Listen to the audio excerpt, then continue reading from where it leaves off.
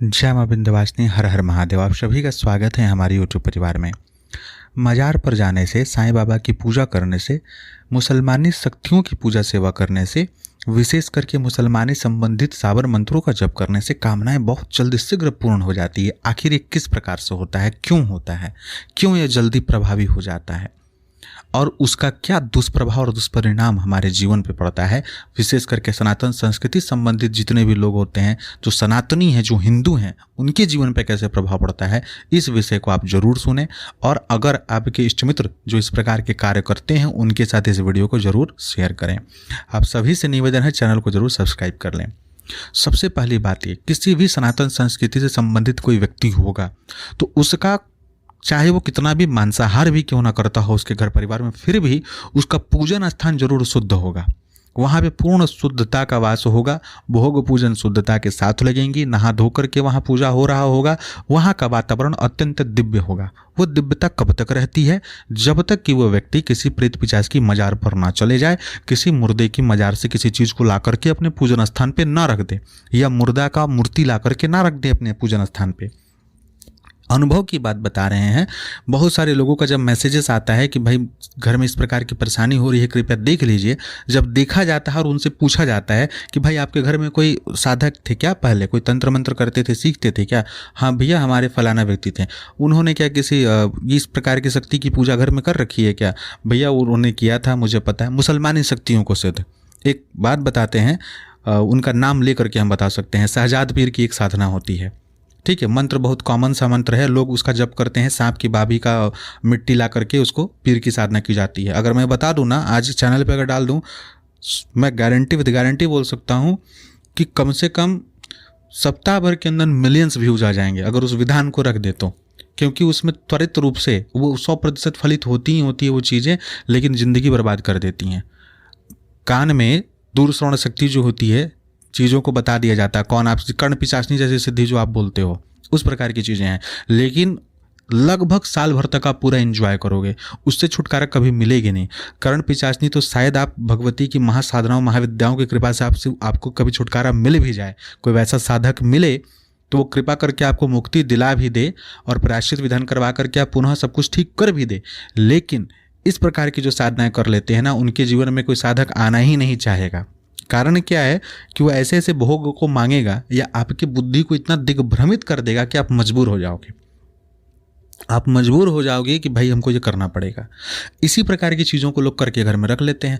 अब वो तो भोगे नहीं, वो चले गए, लेकिन उनके जो वंशज हैं, 2-3 पीढ़ी के बाद, 1 आधी पीढ़ी के बाद, उनके जीवन में जब वो कष्ट आना शुरू होता है, इस प्रकार की चीज़ों को जब वो मांगना शुरू करता है, तो अगला व्यक्ति परेशान कि भाई ये चीज़ कहाँ से है, ये कौन कर दिया, ये ऐसा क्यों मेरे साथ हो रहा है, हम इस प्रकार के स्वप्न क्यों देखते हैं, मुझे इस प्रकार की कष्ट परेशानी क्यों होती है।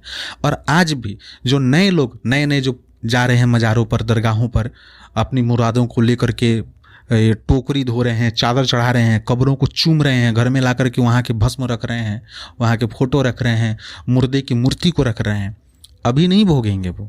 अभी तो सनातन संस्कृति में उन्होंने जो शुद्ध कर्म किया है, अपने देवताओं की, अपने पितरों की, तीर्थ यात्राओं की जो सेवा की है, तीर्थ किया है, उससे जो पुण्य फल में मिला है, वो तो अभी चल रहा है। वो अभी वो 1 पीढ़ी तक चल जाएगा आराम से, कोई कष्ट विशेष नहीं होगा।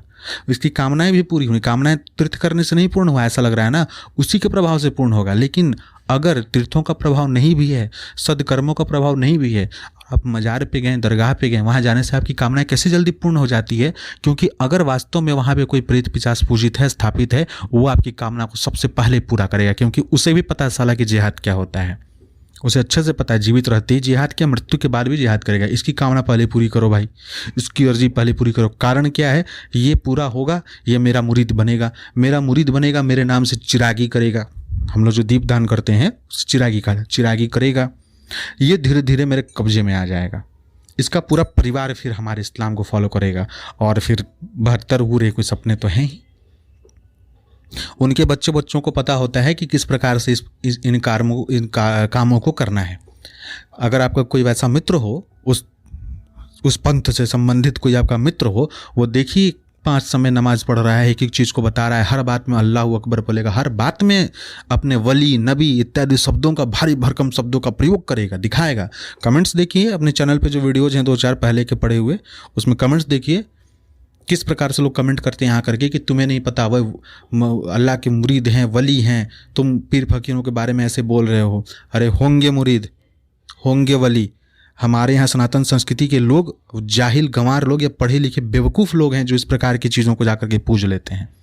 आपके अपने 33 करोड़ देवी देवता कम पड़ जाते हैं, आपके हनुमान जी बजरंगबली कम पड़ जाते हैं, जिनको वरदान मिला है कि हर प्रकार की कामनाओं को पूर्ण कर सकते हैं। आपके भीतर है ही नहीं वो सामर्थ्य, वो कभी आपका बुरा नहीं चाहते हैं, इसलिए अगर आप कोई वैसी कामना मांगते हो वो पूर्ण नहीं करते हैं। उदाहरण के लिए किसी लड़की से प्रेम हो गया आपको, हनुमान जी से आपने कहा नहीं हुआ कार्य, आप चले गए दरगाह पर चूमने के लिए, बोल दिए कि अगर वो लड़की मेरे से सेट हो जाती है हम आकर के यहाँ पर आपको चादर चढ़ाएंगे।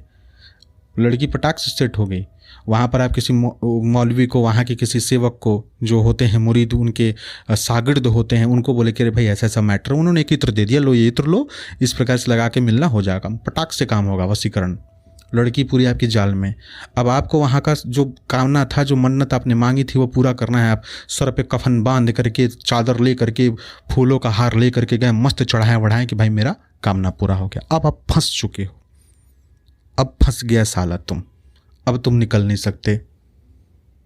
यहीं से कहानी जो है शुरू होती है। अब शादी के लिए भी आप मन्नत करो, छोड़ना हो उसे तो उसके लिए भी मन्नत करो, वहाँ पे बच्चा नहीं हो रहा शादी के बाद उसके लिए भी मन्नत करो वहाँ पे। अब हर चीज़ के लिए मुरीद वहाँ पे करते जाओ, तुम्हारा हर चीज़ वहाँ चलते जाएगा। वहाँ का फोटो घर में लगाओगे, वहाँ की पूजा की चीज़ें ले जाके घर में रखोगे। जैसे ही तुम्हारे घर का मुख्य दरवाजा में ये चीज़ पार होगा वहाँ का, आपके कुल के पितर सबसे पहले अशुद्ध होंगे, तुम्हारा साथ देना छोड़ देंगे।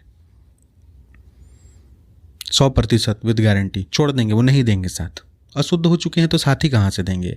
गौमांस भक्षी, गौमांस गौ रक्त को शरीर में लपेटा हुआ चीज़, उस प्रकार की चीज़ों को ग्रहण करने वाले। अरे अगर वो लोग ऐसे हैं तो बताओ ना, तुम्हारे सत्यनारायण भगवान के चरणों का चढ़ा हुआ चरणामृत जिसमें तुलसी पत्र होता है, कोई स्वीकार करके दिखा दे, खा के दिखा दे, कभी नहीं खा सकते, वो हराम है। और तुम साले हरामी हो जो तुम जा करके उनके गौ माता के मांस को चढ़ाया हुआ काट करके जब तक वो डालते नहीं हैं तब तक उनकी प्रसाद शुद्ध नहीं होती, और उसे आप घर में लेके घुस जाते हो।